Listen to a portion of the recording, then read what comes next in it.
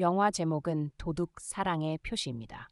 해림이 은조를 독살하려 손을 씁니다. 해림은 원래 아름답고 순수한 아가씨였으며 착하고 맑은 마음을 가진 사람이었습니다. 그녀는 은조를 친한 친구로 여기고 은밀히 태자 이열을 사랑하게 되었습니다. 그러나 불행하게도 태자의 마음속에는 이미 은조가 있었습니다. 해림은 늘 스스로에게 물었습니다. 대체 태자의 꿈속에 있는 사람이 누구길래 태자가 이렇게 충실하고 미치도록 사랑하는 걸까? 그녀는 은조를 찾아가 속마음을 털어놓으려 했지만 태자가 사랑하는 사람이 바로 은조라는 사실을 전혀 모르고 있었습니다. 아마도 그 사실을 알게 된 것이 작은 아가씨 해림이 견딜 수 없었던 이유일 것입니다.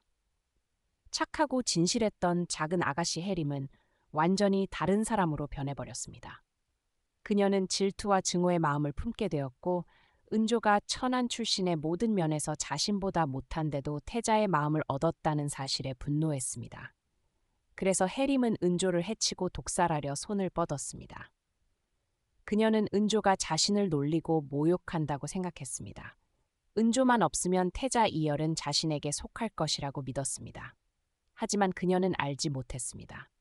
그녀가 무슨 짓을 하든 영원히 태자의 마음을 빼앗을 수 없다는 것을요. 은조 외에는 태자의 눈에 다른 어떤 여인도 존재하지 않았기 때문입니다. 과연 해림은 제때 잘못을 깨닫고 정신을 차릴 수 있을까요?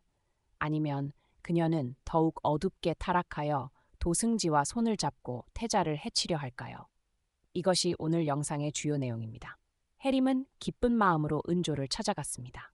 그녀는 방금 직접 태자를 위해 뜨개질한 스카프를 자랑하고 싶었고 은조에게 이 스카프가 태자에게 어울리는지 물어보려 했습니다. 그런데 뜻밖에도 보지 말아야 할 장면을 목격하고 말았습니다. 태자 이열이 은조를 품에 안고 있는 모습이었습니다. 더군다나 태자는 해림의 출현을 보았음에도 아무런 망설임 없이 자신의 감정을 공개적으로 드러냈습니다. 태자의 당당함에 은조는 크게 놀라 태자를 밀어내려 했지만 태자는 막아섰습니다. 슉, 단 1분만이라도. 요즘 일이 많아 매우 긴장됐어. 너를 안고 있으면 마음이 가벼워지고 평온해져. 태자가 힘들어하는 모습을 보는 조는 마음이 약해져 태자를 밀어내지 않고 가만히 서서 태자가 안게 두었습니다. 이를 본 해림은 화가 나서 자리를 떴습니다. 그제야 태자는 은조를 놓아주었습니다. 태자는 해림 앞에서 은조와의 감정을 드러내는 것이 그녀가 자신이 좋아하는 사람이 있다는 사실을 깨닫고 스스로 물러나게 할 것이라고 생각했습니다. 그러나 태자는 전혀 몰랐습니다. 바로 그 생각이 은조를 위험에 빠뜨렸다는 것을요. 해림은 방으로 돌아와 화가 나서 태자를 위해 뜨개질했던 스카프를 가위로 갈기갈기 찢어버렸습니다. 해림의 시녀가 이를 보고 말했습니다. 아가씨, 정말 참을 수 없어요. 겉으로는 아가씨에게 잘해주고 아가씨와 태자를 연결해 주려 하면서 뒤에서는 몰래 태자를 유혹하고 있어요. 어쩌면 아가씨를 비웃고 있는 건지도 몰라요. 해림은 말했습니다. 헛소리 하지 마. 아마도 그녀가 태자가 사랑하는 사람일 거야. 태자가 마음에 둔 사람이 있어서 나에게 정을 주지 않은 거지. 그녀와는 상관없어. 시녀는 분하게 말했습니다. 아가씨께서 너무 순진하세요. 그녀가 관련이 없다면 왜 아가씨가 태자를 좋아한다는 걸 알면서 처음부터 분명히 말하지 않았을까요? 겉모습처럼 단순하지 않아요. 방금 그 장면을 생각하면 저는 도저히 참을 수가 없어요. 아가씨, 그냥 두실 건가요? 해림은 눈에 눈물이 고이며 말했습니다. 그럼 네 생각엔 내가 이제 어떻게 해야 하지? 태자가 좋아하는 사람은 그녀지, 내가 아니야. 시녀는 곧바로 말했습니다. 아가씨, 그녀만 없으면 분명 태자께서는 아가씨를 선택하실 거예요. 어쩌면 그녀가 무슨 수를 써서 태자를 홀린 걸지도 몰라요. 그녀는 가난한 출신의 용모도 아가씨만 못하고 태우마마께서도 아가씨를 매우 좋아하시잖아요. 그녀가 죽으면 분명 태자께서 선택하실 분은 아가씨세요. 해림은 화를 내며 말했습니다. 너, 그런 말 하지 마. 어떻게 그런 말을 입에 담을 수 있니?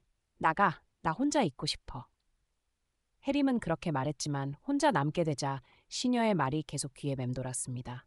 맞아, 은조가 죽으면 태자는 분명 나를 선택할 거야. 은조가 나를 이렇게 만든 거야. 처음부터 나를 속이지 않았다면 이런 일은 없었을 텐데. 나와 그녀, 둘 중 하나만 살아남아 태자 곁에 있을 수 있어.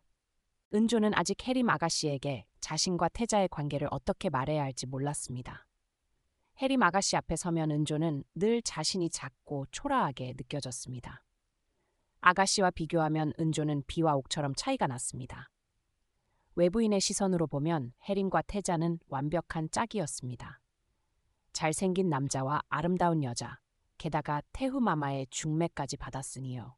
그런 생각을 할 때마다 은조는 자신이 얼마나 처량한지 느꼈습니다. 왜 자신과 해림 아가씨가 이런 처지가 되었을까? 해림은 은조의 첫 번째이자 유일한 친구였습니다. 은조는 정말로 해림을 상처 주고 싶지 않았습니다. 하지만 그녀도 알았습니다. 계속 침묵하며 속인다면 해림이 알게 되면 절대 용서하지 않을 거라는 것을요. 그래서 은조는 이번에는 솔직하게 모든 것을 털어놓기로 결심했습니다.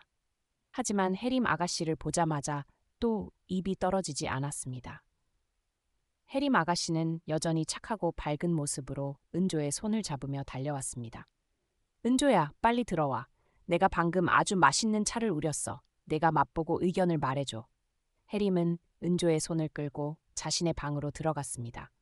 은조는 아가씨가 자신에게 너무 잘해줘서 더욱 부끄러워하며 더듬더듬 말했습니다. 아가씨, 왜 저에게 이렇게 잘해주세요? 아가씨는 미소 지으며 말했습니다. 내가 나에게 가장 좋은 친구니까 자, 마셔봐. 해림은 차를 따르고 은조에게 한 잔을 건넸습니다. 은조는 받아들고 한 모금 마신 뒤 기뻐하며 말했습니다. 차 정말 맛있어요. 아가씨 어떤 재료를 쓰신 거예요? 해림은 교활한 미소를 지으며 말했습니다. 다 마셔봐. 다 마시고 나면 말해줄게. 은조는 전혀 의심하지 않고 한 번에 다 마셨습니다. 마신 뒤에도 신나서 말했습니다. 달고 맑은 맛에 연꽃 향이 나네요. 맞죠? 하지만 은조가 말을 다 끝내기도 전에 갑자기 불편함을 느꼈습니다. 배가 극심하게 아팠습니다. 은조는 얼굴을 찌푸리며 말했습니다. 아가씨, 죄송해요. 왜 그런지 모르겠는데 배가 너무 아파요. 그제야 해림은 일어나 아무런 망설임 없이 말했습니다. 배 아프지? 힘들지? 내가 차에 독을 탔기 때문이야. 은조는 놀라며 말했습니다. 아가씨, 왜 그런 짓을 하세요? 왜 저를 해치려 하세요? 해림은 화를 내며 말했습니다. 네가 감히 그런 걸 물어? 다 내 탓이야. 네가 태자가 좋아하는 사람이 너라는 걸 알면서도 나를 놀리고 나와 태자를 연결해주는 척했잖아. 너 때문에 내가 웃음거리가 됐어. 네가 태자가 나를 사랑하는 게 아니라 너를 사랑한다는 걸 알았을 때 내 마음이 얼마나 아팠는지 알아? 다 내 탓이야. 네가 없으면 태자는 너를 잊고 나를 선택할 거야. 내가 너보다 더 어울려. 나와 혼인하면 태자의 미래에도 이득이 돼. 나는 온 마음을 다해 태자를 도울 거야. 은조는 해림이 자신을 해친 이유를 알고 매우 가슴 아팠습니다. 그녀는 아가씨를 원망하지 않았습니다. 모든 게 사랑 때문에 생긴 일이었기 때문입니다. 은조는 말했습니다. 아가씨, 태자를 그렇게 사랑한다면 대신 제가 태자를 돌봐주세요. 절대 태자가 제가 독살당한 걸 알지 못하게 해요. 그러면 태자가 아가씨를 원망하지 않을 거예요. 다시 한번 죄송해요. 다시 선택할 수 있다면 저는 여전히 아가씨와 친구가 되고 싶어요. 은조의 마지막 말을 듣고 해림은 갑자기 엄청난 후회를 느꼈습니다. 자신이 은조를 해쳤는데도 은조는 여전히 자신을 걱정해주고 조금도 원망하지 하지 않았습니다. 은조의 착하고 선한 본성이 그녀를 깨우쳤습니다. 그녀는 다급히 은조를 불렀습니다. 은조야, 빨리 깨어나. 너는 죽을 수 없어. 내가 잘못했어. 사람들아, 빨리 와서 도와줘. 시녀가 달려와 은조가 피를 토하는 걸 보고 겁에 질려 말했습니다. 아가씨, 그녀 죽었어요. 해림은 울면서 말했습니다. 아니, 아직 안 죽었어. 빨리 어이 불러와. 절대 누구에게도 이 일을 알리지 마, 알았지? 시녀는 고개를 끄덕이고 겁에 질린 채 달려갔습니다. 해림은 은조를 침대에 눕히고 입으로는 계속 은조를 위해 기도했습니다. 과연 은조는 이 위기를 이겨낼 수 있을까요? 이번 사건 이후 해림은 깨달음을 얻을까요? 아니면 사랑에 미쳐 태자와 은조에게 더 큰 잘못을 저지를까요? 이어지는 전개는 다음 영상에서 공개됩니다. 안녕히 계시고 다음에 뵙겠습니다.